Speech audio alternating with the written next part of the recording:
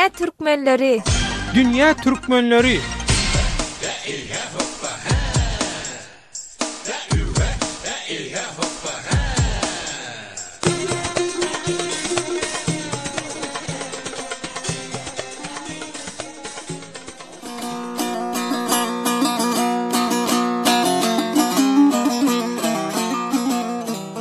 Dünýäniň dürli ýerine ýaran türkmenleriň ökwal pursatlaryň dürli. Azatlyk radiosynyň Türkmen diasporasy baradaky Dünýä Türkmenleri adly bu hepdelik dowamly gepleşigini Türkiýeden taýýarlap hem alyp barýan Döwlet Baýhan.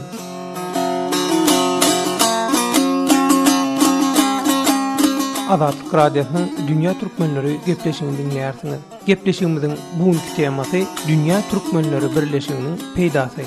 Mälim bolşaýaly her ýyl Türkmenistanda Dünýä Türkmenleri ynsanperwer birleşiginiň ýygnaklary geçirilýär. Türkmenistanyň medeniýetinde hem bu günlerde golaýdy geçiriljek nowatdaky ýygnaga görülýän taýýarlyklar barada öýdüderli maglumatlar berilýär. Eýsem Dünýä Türkmenleri ynsanperwer birleşiginiň durly ýurtlarda bar diýilýän wekilhanalary ýa-da wekilleri nähili işler alyp barýarlarka. Dünýä Türkmenleri ynsanperwer birleşiginiň we onuň wekilhanalarynyň alyp barýan işler hakynda Dünýä Türkmenleriniň wekilleri nähili pikirdeki? Şeýle sowallaryň jogaplaryny Dünýä Türkmenleriniň wekillerinden soradyk. Azatlyk radiosynyň Dünýä Türkmenleri gepleşiginiň bugünkü söhbetdeşleri Dünýä Türkmenleri ynsanperwerlik birleşiginiň ýygnaklaryna gatnaşyp beren Dünýä Türkmenleri ynsanperwer birleşiginiň Türkiýedäki wekili hem Türkiýe Türkmenistan dostluk jemgyýetiniň başlygy Hüseýin Yücel şol ýygnaklara gatnaşmaga synanyşan Owan Türkmenleriniň Türkiýedäki raýdaşlyk we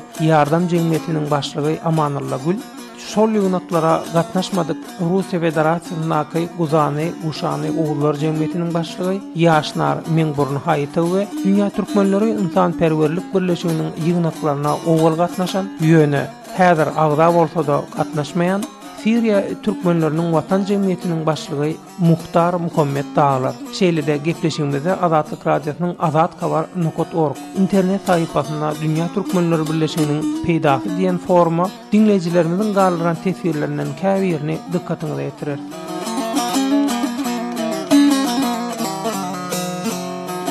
Azatlyk radiosynyň Dünýä Türkmenleri gepleşigini dinleýärsiňiz. Gepleşigimiziň bugünkü temasy Dünýä Türkmenleri birleşiginiň peýdasy. Azatlyk radiosynyň azatkabar.org internet sahypasynda bu tema bilen baglanşykly açylan Dünýä Türkmenleri birleşiginiň peýdasy atly pikir sorulşyga tesir ýazan dinleýijilerimizden Nurjan Akyýewa Istanbul'den ýyleşimiz Türkmenistan ýygnaklara rejime ýakyn belli adamlar çagyrýar. Gelen adamlar Aşgabatda belli programma görä gezdirilýär. El çarptyryp ujuýupsuzja sowgatçyklar beren bolup göz boýaçylyk edip ýurduna iýerýär. Uniwersitetde bir muallimimiz gidip geldi. Aşgabatda belli ýerleri görkötdiler, başga şäherleri, tarihi ýerleri görkötmediler. Hiç kim bilenem gepleştirmediler diýdi. Ine humanitar birleşigiň edýän işleri. Bu tema boş görülüň görünüşinde öz garaşyny bildiripdir. Eýsem Dünýä Türkmenleri ynsanperwer birleşiginiň durly ýurtlarda bar diýilýän wekilhanalary ýa-da wekilleri nähili işler alyp barýarlarka. Dünýä Türkmenleri ynsanperwerlik birleşiginiň ýygnaklaryna gatnaşyp beren özüm Dünýä Türkmenleri ynsanperwer birleşiginiň Türkiýedäki wekili şol sanna Türkiýe Türkmenistan dostluk jemgyýetiniň başlygy Hüseýin Yücel Azatlyk radiosyna Dünýä Türkmenleriniň ýygnaklary barada şeýle maglumatlar berýär.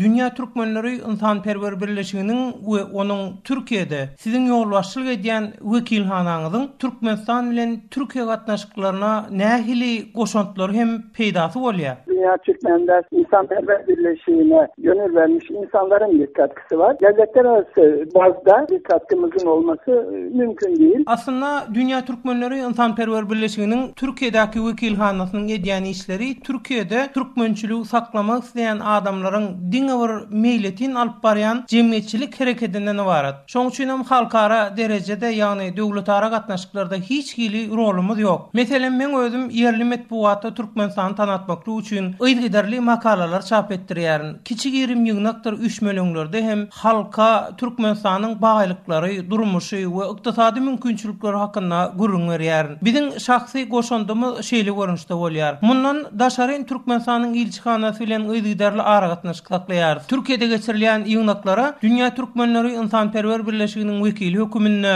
Türkmenistanyň ilçikanasynyň ýa-da Türkiýe Türkmenistan dostluk jemgyýetiniň adyndan çykyş edýär. Häzirki wagtda Dünya Türkmenleriniň duş gelýän kynçylyklaryna Ilaytada Irak Türkmenleriniň problemalarynyň gün tertibine garalmagyny teklip edýär. Toplantılarda kimi zaman Türkmenistan Büyükelçiliği adına konuşuyorum. Kimi zaman Türkiye-Türkmenistan Dostluk Derneği adına konuşuyorum. Şeýle teklibi Dünya Türkmenleri Insanperwer Birleşigine nirde we haçan berdiňiz? Irak Türkmenleriniň diýmek Dünya Türkmenleri Insanperwer Birleşigi bilen gatnaşygy ba şeýlemi? Geçen yıl Ekim ayında bağımsızlık yıl dönümüydü. O kutlamalara katılmak ve Dünya Türkmenleri İnsanperver Birleşigi'nin toplantısına katılmıştık. Hawa Dünya Türkmenleriniň Insanperwer Birleşiginiň geçen ýylky ýygnagyna we garaşdyrlyk bayramçylygy dabaralaryna gatnaşamda Irak Türkmenleriniň Erbilden gelen wekillerini gördüm Aşgabatda. Irak Türkmenleriniň şol wekilleri edil häzirki ýaly howply ýagdaý geçen ýyl ýok bolsa öz problemalaryny aýan edipdi. Menem olaryň Dünya Türkmenleri Insanperwer Birleşigine beren şeýle ýüzlenmeleri bilen içkin gyzyklandym şo taýda. Bu toplantıda da işte tanıştık o Kuzey Irak'tan gelen temsilciyle. Bazı sıkıntılarından bahsetmiştir. Ben de onlara yakından takip ediyordum. Dünya Türkmenleri Insanperwer Birleşigi geçen ýylky ýygnagyna häzir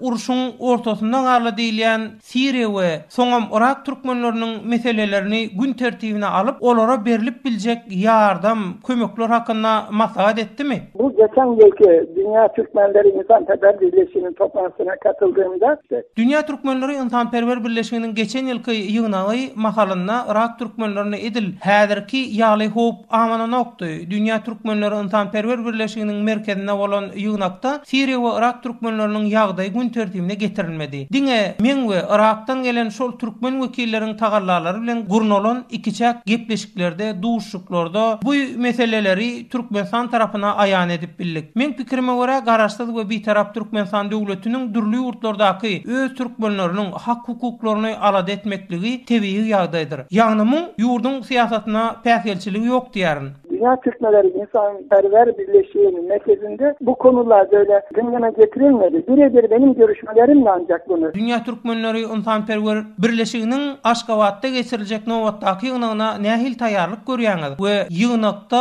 hödürläsem diýen nähili teklipleriniz, bellikleriňiz bar. Bize herhangi bir çağrı yapılmadığı için şimdiden de hazırlık yapamıyoruz. Çünkü orada da belirli bir otorite var, siyasi otorite var. Dünya Türkmenleri İnsanperwer Birleşiginiň Türkiýe wekili hökümünde bize resmi habar ýa-da çakylyk gelmese biz owaldan özümizden ýygna üçin taýýarlyk görüp bilemizok. Biz merkezden geljek görkezmelere görä hereket edýäris. Hani biz de geliyoruz, biz de şu görüşlerle katılacağız deme şansımız yok. Ta ki oradan bir davet gelir, oradan bir çağrı olur ise o konuda hazırlıklarımızı yaparız. Hüseyin Yücel ağa, Aşgabatdaky ýygnaklarda tanışýan Dünya Türkmenleriniň wekilleri bilen soň başga wagtlarda habarlaşyp, gatnaşyp, hatda işleşýän wagtyňyzdan bolýarmy? O minimum düzeyde. Yani ona da ben çok üzülüyorum. Gynantam olar bilen ara gatnaşygymyz minimum ýagdaýda. Aslında Dünya Türkmenleri İnsanperwer Birleşiginiň beýleki wekilleri we wekilhanalary bilen talabalaýyk ara gatnaşyk bolsa-da, esasy ýygnakdan olar bilen gün tertibine alınmaly wajip meseleleri hemme taraplaryň maslahatlaşardyk. Şeýlelikde Aşgabatdaky ýygnakda gün tertibine alınjak, garaljak wajip meseleler babatda owalan bir taýýarlyk, pikirdeşlik bolardy. Şoň üçin hem iň merkezi şahsym we Türkiýe wekilhanasy hökümünde Dünya Türkmenleri İnsanperwer Birleşiginiň wekilleri wekilhanalary bilen gatnaşygymyzyň gaty gowşokdugyny aýdasym gelýär. Belki ortak bir ses olarak Aşgabat'taki toplantıda bunu dile getirebilirdik. Yüksek sesle bunu ifade edebilirdik. Azatlyk Radiosynyň Dünya Türkmenleri gepleşigini dinleýärsiňiz. Gepleşigimiziň bugünkü temasy Dünya Türkmenleri Birleşiginiň peýdasy. Nowatdaky söhbetdeşimiz Türkiýedäki Owganistan Türkmenleri Raýdaşlyk we ýardam jemgyýetiniň başlygy Amanulla Gül. Amanulla Gül şol wagtyň özünde Owganistandan Pakistan, Arap ýurtlary, Ýewropa, Hindistan, Amerika ýaly ýerlere ýaýran Owganistan türkmenleri bilen hem ysnaşykly ara gatnaşykda bolup, olar bilen belelikde jemgyýetçilik işlerini alyp barýan bir öňdewarjy. Amanulla Gül bir gezek Dünya Türkmenleri İnsanperwerlik Birleşiginiň ýygnagyna gatnaşmaga synanşan mahaly. Wize üçin gerek bolan suratyňyz galastyk tuz bolan sebäpli Türkmenistana ýygynaga gidip bilmeýäňiz görünüşine jogap alandygyny aýdýar. İstanbuldaky Owgan Türkmenleri Aýdaşlyk we ýardamjy hizmetiniň başlygy Amanulla Gül Dünýä Türkmenleri Ynsanperwer Birleşigi wagtda öz başdan geçirenlerini we şol ýygnaklar baradaky öz pikirdir garaşlaryny hem tekliplerini Azatlyk radiosynyň üstü bilen dünýä türkmenlerine ýetirýär. Gelin onu bilelikde dinleýäliň. Ine bilinçýaly Türkiýede Owgan türkmenleriniň bir köpçüligi bar. Owgan türkmenleriniň ençe ýyldan bäri öz jemgyýetçilik hereketleri bar, jemgyýetleri bar. Owgan türkmenleri Aýdaşlyk we ýardymlaşma jemgyýeti diýen jemgyýet. Inha şol jemgyýetiň başlygy Amanulla Gül bilen söhbetdeş bolýar. Amanulla Gül aga söhbetdeşigimizde Azatlyk radiosynyň Dünýä türkmenleri gepleşigine hoş geldiňiz. Sag bolun, assalamu alaykum. Sizleri ýatlapdan etdiňiz üçin köp sag bolun. Amanulla aga, ine her ýyl Türkmenistanda Dünýä türkmenleri Ynsanperwerlik birleşiginiň ýygnaklary geçirilýär. Ine Goloýda da Türkmenistanda şol geçiriljek diýip medpuwatda habarlar çykdy. Türkmenistanyň medpuwatyna çykan habarlarda şol Dünýä türkmenleri Ynsanperwerlik birleşiginiň dürli ýurtlarda wekilhanalarynyň we wekilleriniň bardygy aýdylýar. Şolaň üstü bilen Dünýä türkmenleri bilen işler edilýänini aýdylýar. Türkmenistanyň şolar bilen gatnaşyklarynyň dostlugynyň, doganlarynyň güýçlendirilýänini aýdylýar. Siz şu habarlara nähili baha berýäňiz? Siz ine bir jemgyýetiň başlygy hökümine şol Dünýä türkmenleri Ynsanperwerlik birleşiginiň Türkiýedäki ýa-da Owganstandaky wekilleri, wekilhanalary bilen işleşip gördüňizmi? Şolaň alyp barýan edýän işlerinden habaryňyz barmy? Wekilleri kim köňünün wekilhanalary? Nirde bolýar? Men tanymam ýok, hiç gaýry bilemem ýok, tanymam ýok diýerler. Açykçası aýtmak gerekse, Dünýä türkmenleriniň bu ýygynagyny her ýyl eşdiýoruz. Türkmenistan'da şunyanak bir yığınak var. Dünýä Türkmenleri Ynsanperwerlik yığınağı diýip tane. Türkiýeden hem her ýyl gitýorlar. Agalarymız, kowumlarymız, Türkmen garyndaşlarymız bolýar. Ýöne her bizlere nasip bolmady. İnşallah belirlen bir niýetimiz bar şunyak gitmekde. Her ýyl bir 2 nefer ýa 3 nefer alyp gitýorlar. Bularyň näme iş etýärini men halaça 5 ýyldyr men Afganistan Türkmenleriniň Türkiýedäki jemgyýet başlygy hele 5 ýyldyr bu Dünýä Türkmenleri ýygynagynyň näme netije aldygyny, näme iş etýärini halaça men görüp bilmezler. Ne sebepten bular yığınak bolýar burada? Amanulla aga, bağışlaň sözüňizi bölýän bolýan. Ýa aýtdyňyz şol kowumlaryň arasyndan tanış bilişlerden gidip gatnaşanlar bar diýdiňiz. Şolardan sorak gördüňizmi? Bir şolar bilen söhbet boldymy ýa şolaň bir ýerde bir söhbetdeşliginde bir göreneşden datlaňyz boldymy? Şo ýygnaklarda näme edilýärkä? Şo ýygnaklar nähil geçirilýärkä? Näme temalar el alınýarkä? Näme maslahat edilýärkä? Türkiýede her ýyl moý gitýän belli başly adamlar bar ýani. Öyle adamlar bar, şolar alyp gidilýärmiş. Ondan adamlar da bular. Hem benim bildiğim şu Türkiye'de yaşayan Türkmenlerin. O adamım yok yani. 6-7 adam her yıl şolar sohbatlaşıp şolar öyle gidiyorlar, geliyorlar öyle. Öyle de metiyon işlerini böyle soruyor. Ne mi ettiniz, ne mi gördünüz desek. Ayağına aşağı varın böyle gezdirdiler, otel alıp geldiler. İyiydik, içtik deyip şöyle diyorlar da. Ne mi sebepten gidiyorlar dese.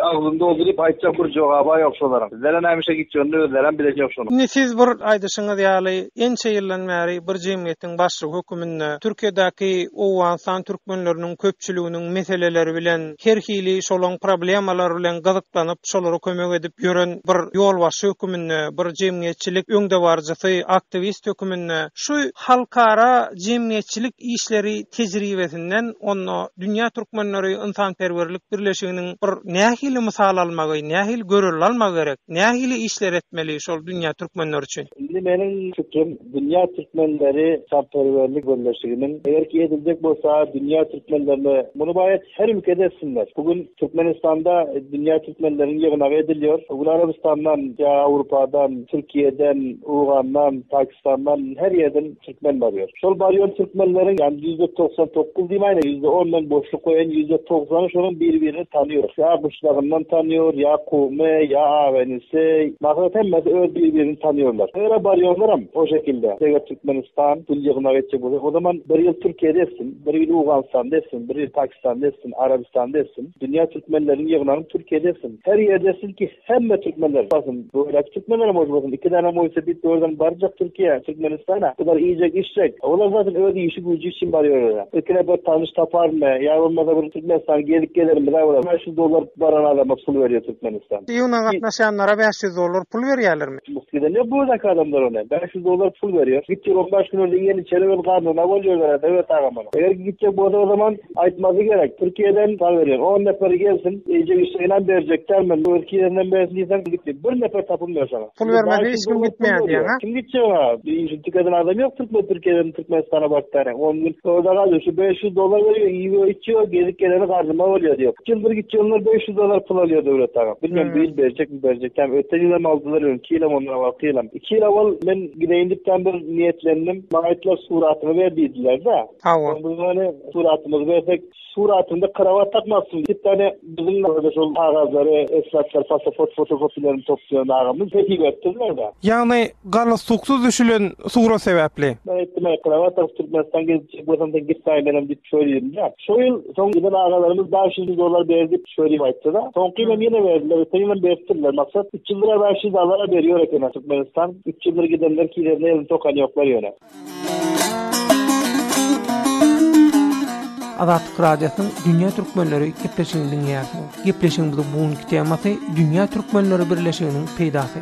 Türkmenistanyň metbuatyna çap edilen maglumatlarda Dünya Türkmenleri Insanperwerlik Birleşiginiň Russiýa Federasiýasyndaky türkmenler bilen ol ýerdäki wekilhanadyr wekilleri arkaly ysnaşykly aragatnaşyk saklaýan ony aýratyn üns çekilýär. Eýsem Astrahan we Stavropoliýa ýerlerde ýaşaýan etnik türkmenler bilen geçirilen medeni çäreler Russiýa Federasiýasyndaky türkmenleriň arzu islegdir talaplarına ne derecede gavat gelýär. Dü Moskwada ýerleşýän Guzany, Guşany Oğullar Jemgyýetiniň başlygy Ýaşnar Meňburny Haýytow Dünya Türkmenleri Insanperwer Birleşiginiň Russiýa Federasiýasyndaky wekilhanadyr wekilleriniň ol ýerdäki türkmen diasporanyň duş gelýän kynçylyklaryna kömek etmäge synaşmagynyň has ýerlikli boljakdygyna üns çekýär. Gelin Ýaşnar Meňburny Haýytow bilen geçirilen söhbetleşigi dinleýäli.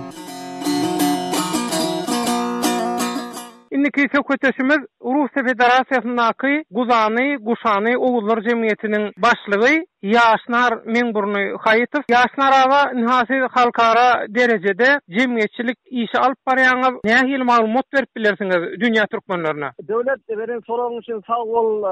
Dogrudan biziň idaramyz köp wagtdan beri işläp gelýär. 2005-nji ýylyň ýanwarynyň işläp başladyk. Şondan beri Özbegistandaky ýaşaýan türkmenler bir ýere gelip işleýän Türkmenistandan gelip yurttaşlarımız işleýär. Şolara gelen wagtynda ýuridiski ýardam kömek edip şolaryň işlerine ruhsatnama alyp bermäne, şolary ýuridiski tarapdan şolaryň hak hukuklaryny goramaga, ýa bolmasa kynçylyga uçar gelip yatar turary ýeri bolmadyk adamlara biz Moskwa töwereginde Saratow şäherinde işleýän türkmenlere köpsüne köp kömek etdik. Biziň esasy edýän işlerimiz şu Türkmenistandan gelen, Özbegistandan gelen, Tajikistandan, Karakalpaktan, Orta Aziýadan işe gelip şu Russiýa trudowy migrasiýa tarapdan iş izap bilen yurttaşlarımıza ýuridiski tarapdan kömek etmek. Hem diýse şolaň nähili kynçylyklary bolsa kynçylyklaryna düşünüp elimizden gelen kömegi edip gelip otyryz. Indi şu Dünya Türkmenleri Insanperwer Birleşiginiň Russiýada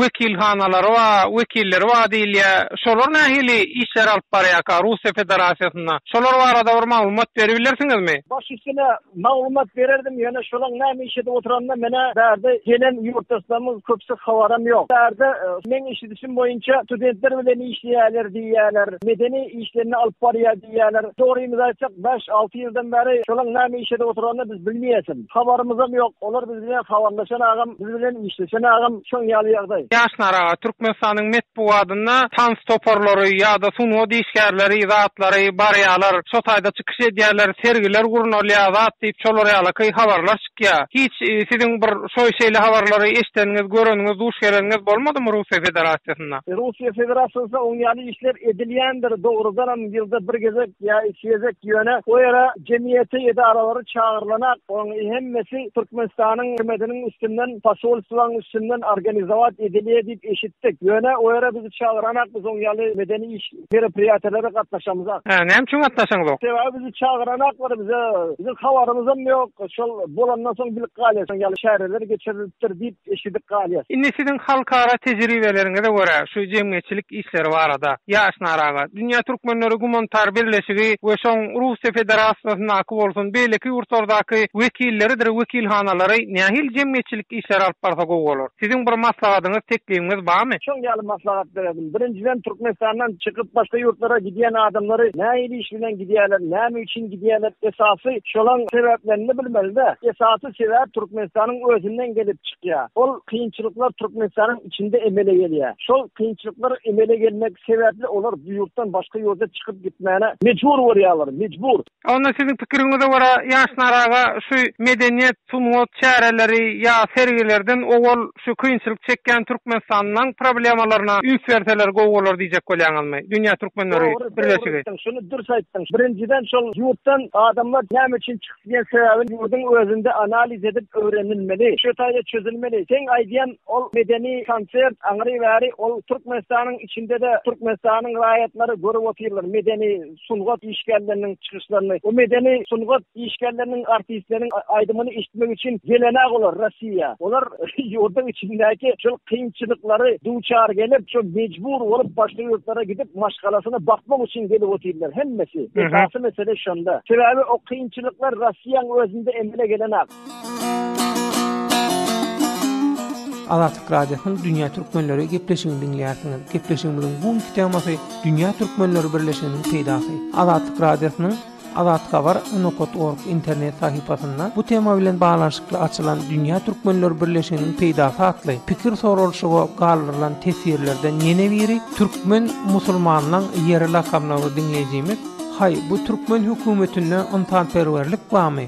Syriýaly Türkmenlere kyn gününde çygyt ýalam kömegi ýetmedi. Gurbanyňoğlu Berdimuhammedowyň ýurdun içindäki türkmenlere zyýany ýetäýmese, peýdasy ýok halka görünüşinde öz garaşyny ýazypdyr. Bu ünki söhbetdeşlerimiziň arasynda Dünya Türkmenleri Ontanperwerlik Birleşiginiň agzasy we Siriýa türkmenleri boýunça wekili Şolurwatyň özüne de Siriýa türkmenleri watan jemgyýetiniň başlygy Muhtar Muhammed bar. Dünya Türkmenleri Ontanperwerlik Birleşiginiň ýygnaklaryna owal gatnaşan, ýöne häzir agza bolsa da gatnaşmaýan Siriýa türkmenleriniň watan jemgyýetiniň başlygy Muhtar Muhammed ýanky tesirde öz garaşyny beýan eden dinleýijimize we Azatlyk Radiosynyň beýleki sorawlaryna şeýle jogap berýär. Muhtar Muhammed, doğrudan kömek edilmedi mi Siriya Türkmenlerine? Türkmenlerine yardım, Dünya Türkmenleri insanperver birleşiği yardım kömekten olmadı. Yani direkt geçti bize yardım et. Siriya Türkmenlerinin adamda pazigasına duçar bolanyna 3 ýylyň urak wagt boldy. Ýöne şu neçenli bize yardım kömek eden bolmady. Biz bu ýagdaýa her gezek metbuatda bolan çykyşlarymyzda aýratyn üns çekýäs. Ýöne muňa garamazdan hiç hili netije alyp bilemdik. Şu adeçenli Türkmenistan tarapyndan Siriya Türkmenlerine olup yardım eden bolmady. Kimse de bize el uzadıp da yardım hiç yapmadılar. Muhtar Muhammed, Dünya Türkmenleri Ontanperwer Birleşiginiň Siriýa türkmenleriniň watan jemgyýetiniň ýol başçysy, ýagny şol birleşigiň Siriýa türkmenleri boýunça wekili höküminde siziň merkezden bir kömek yardım talabyňyz bolmadymy we bolan bolsa nähil jogap aldyňyz? 3 yıl önce Suriye olaylar başladığında Dünya Türkmenlerinin her kurumuna göndermiştim. Mundan 3 ýyl owal Siriýede häzirki wakalar başlanmakaly Türkmenistanaky Dünya Türkmenleri Ontanperwerlik guramasyna we onuň ähli bölümlerine hat üstü bilen yardım sorap ýüz tutdum. Ýöne hiç hili netije alyp bilmedim. Ama bir sonuç alamadım, bir devlet alamadım o zamanlarda. Muhtar Muhammed, Dünya Türkmenleri Ontanperwerlik Jemgyýetiniň Siriýa türkmenleri wekili we watan jemgyýetiniň başlygy hökümine ýazan siziň şol hatyňyza Aşgabatdaky merkezden hiç hili jogap gelmedimi? Ýa-da siz jogap talap eden mahaleňiz näme diýdiler? Jogapy şu şekilde, bizler şimdi sizlere yardım edemeyiz. Jogap geldi we şeýle diýdiler. Biz size yardım et bilemzok. Biz başga ýurtlaryň siýasatyna we içerki meselelerine goşulşamzok. Siriýa türkmenleri bolup biz Dünya Türkmenleri Ontanperwer Birleşiginden anha 3 ýyl mundan owal şeýle jogap aldyk. Bizler başka ülkelerin politikasyna baş dokanlaýyz diye biz yardım edemeýiz diýdiler. Dünya Türkmenleri Ontanperwer Birleşiginiň Aşgabatdaky merkezinden kömek alyp bilmedik bolsaňyz, şol birleşigiň ýygnaklaryna tanyşan, dürli ýurtlardaky şol birleşigiň wekillerinden, wekilhanalaryndan Siriýe türkmenlerine hiç hili kömek sorap görmediňizmi? Türkmenleri İnsanperver Birleşigi'nin Vatan Cemiyeti'nin başkanı olduğum için ben burada Dünya Türkmenleri İnsanperver Birleşigi'nin Siriýedäki Vatan Cemiyeti'nin başçy hökümine Türkiýedäki cemiyetlere ýüz tutup gördüm we hemmesinden oňoýly jogap bilen belelikde gollaw hem kömekler aldyk. Medpuat, media gollaw bilen insanperwerlik ýardamyny hem iýerdiler. Şoň bilen bir katarda Azerbaýjandaky tanışlarymyzam ýardam etdiler we olaryň medpuat, media gollaw hem boldy bize. Russiýa Federasiýasyndaky tanışlarymyz bilen hem ara gatnaşa geçdik. Ýöne olar insanperwerlik ýardamy dälle medpuat, media gollaw berdiler. Siriýe türkmenlerine insanperwerlik ýardamlaryny beren diňe Türkiýedäki guramadyr jemgyýetler boldy.